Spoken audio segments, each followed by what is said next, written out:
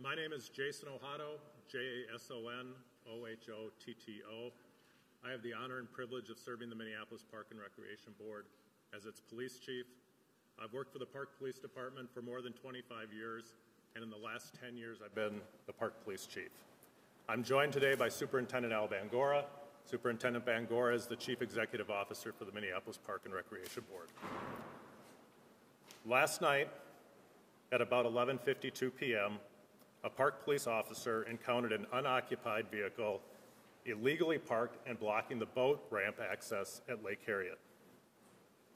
As the officer investigated the vehicle, he was confronted by a person claiming to be the owner.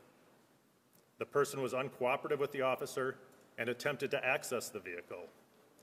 When the officer tried to detain the subject pulled away and began firing gunshots in the direction of the Park Police officer. The officer returned fire. Neither the subject nor the officer were injured. The subject ran from the scene, but was apprehended by assisting Minneapolis police officers a short time and distance later. The subject is a 24-year-old male, and he has been booked into Hennepin County Jail for probable cause attempted murder. There are no suspects at large that we are aware of, and there is no continued risk to the public. During this incident, the officer's squad car was damaged by gunshots. The officer's squad car and body camera were active and operational during this incident, and I have reviewed both. The involved officer started his career with the Minneapolis Park Police Department in 2018 as a Park Patrol agent and was promoted to police officer in 2020. He has been a police officer for about the last 3.5 years. He has been placed on paid administrative leave, which is normal practice in these sorts of circumstances, and at this time, his name is not being released. I've been in contact with the Minneapolis Police Chief, Brian O'Hara, and I've requested the assistance of the Minneapolis Police Department for the ensuing criminal investigation. I am thankful to Chief O'Hara, Mayor Frey, and the entire Minneapolis Police Department for their continued assistance and professionalism. The case number for this incident is 2023-286-216. Any questions involving the investigation of this case should be referred to the Minneapolis Police Department. Before I take a few questions, Superintendent Bangura has some remarks. Thank you, Chief. We've had a police department since 1887, and we've had the privilege of working with an amazing police force. They do the valuable work every day in our organization. They're out in the community, they're engaging, and we're really grateful for them. They're wonderful people. I know all of them. We had a serious situation that just occurred today, of course. Our concern is obviously with the well-being of our officer and our community and our staff. And again, I think as Chief said, we're grateful for the city and for NPD leading the investigation in this. We're grateful for that. And we also just want to make sure that we look after our officers and our staff. They do dangerous work, and this is an unfortunate situation that happened today.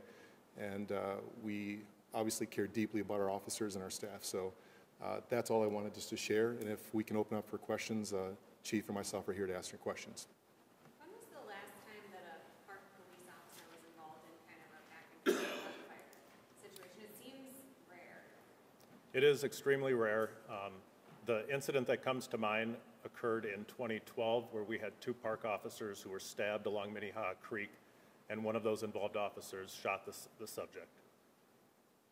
Are we lucky here? We're counting our blessings here, Chief. This could have been a tragedy. I mean, this guy fired at the officer. I mean, are we lucky he's alive? It's an absolute miracle that nobody was killed in this incident. Like I said, I watched the body camera footage. There was an exchange of gunfire at a relatively short distance, and I'm extremely thankful that our officer is okay. The suspect fired first? Yes. Do you have any idea how long that interaction was from, first encountering the officer, kind of becoming combative, and then the shots being fired? Was it like 10 seconds? Was it like 10 minutes? It was less than 5 minutes. Out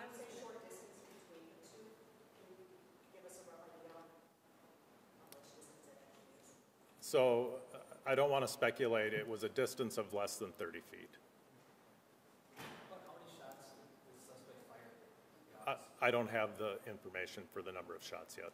Did the suspect say anything about like, why he parked the car there and what was kind of going on blocking that area? This is still an open and active investigation, and I don't want to go into what the suspect said. I think we'll leave that for the investigators to flesh out. Was the park closed at the time? Was he being there illegally parked? So the vehicle was illegally parked regardless of the time. So the car was parked blocking the access driveway to the boat launch. That parking lot, the adjacent parking lot, is posted no parking after 10 p.m. And the park closes for general use at midnight. This was just a couple of minutes before midnight. Do we know if he was intoxicated or high, or do we have any sense about his general state of mind? I have no information about that. And you said he claimed to be the owner of the car. Is he the owner of the car? So we're less than 12 hours into this, and the investigators are working really hard on this case, and I'm sure that they'll figure that out. Chief, we talked to her. Oh, go ahead. Immediately confrontational, or did it kind of happen over time?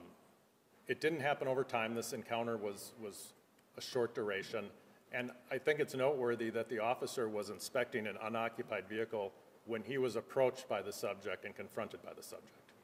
Back to your point that it could have turned dead, really bad and fast. Absolutely. To be in that tense situation. I mean, to be in the mindset of a subject who confronts an officer investigating an unoccupied parking violation, and then to pull a gun and fire multiple shots at that officer, that's an extremely dangerous person in a dangerous situation. I know you've been with the department a long time. What was your reaction when you got the call this morning as it happened? Well, your reaction is always around the welfare of the officer. So, getting to see that officer, making sure that physically and emotionally he was okay, that was my top concern. And nobody got hit, no one was hit with a bullet. No one was hit with any bullets. Was the gun recovered, the suspect's gun? We're still in the process of working through the scene, and I think that I would leave that question for the investigators. Was it a handgun? Yes, it was a handgun. This suspect, is he someone that your department has seen in the past in parks or had any other violations? Is he someone you're familiar with at all? Not that I know of. Do you know if he's being investigated for any other crime? I don't know that. Wasn't wanted for something else? I don't know that. What about the crime rates kind of like at Lake Harriet so far? Was this a priority area for you this year? The crime rate at Lake Harriet, the violent crime rate at Lake Harriet is low. It's kind of unfortunate because it's such a popular place, people like to walk even at night, and I don't know, Superintendent, you want to talk about this, but you probably don't want people going, oh my God, I'm never going to walk around Lake Harriet at night now because blah, blah, blah. So either one can kind of speak to that. I think this was an extremely isolated incident, particularly for that neighborhood and that park. Again, the subject is in custody. We don't believe there's any ongoing threat to the public. There's not somebody else that we're looking for at this point in time. Was the car towed away? Is it still there? The car was towed away, as was the police car that was struck with gunshots. Was anything else hit by bullets? Any park buildings or? Not that I'm aware of, but again, it's only been daylight for about 2.5 hours, and there are folks out at the scene right now. Did anyone else witness this entire situation that also could have been in the line of fire or danger? We don't believe anybody else was in the line of fire or danger, but I don't know if there are additional witnesses or not. If there are additional witnesses, please reach out to the Minneapolis Police Department. That boat launch isn't around homes or anything, it's just one boat launch. That's right, there are no adjacent residents. Is the suspect from Minneapolis? I don't know that. How many shots were fired? I don't have the number of shots fired. Just for clarification, we spoke earlier, there'll be no releasing of the body. So there will not be, we don't foresee releasing the body camera while the case is still active and open. Once the case is closed, that body camera data does become public data. What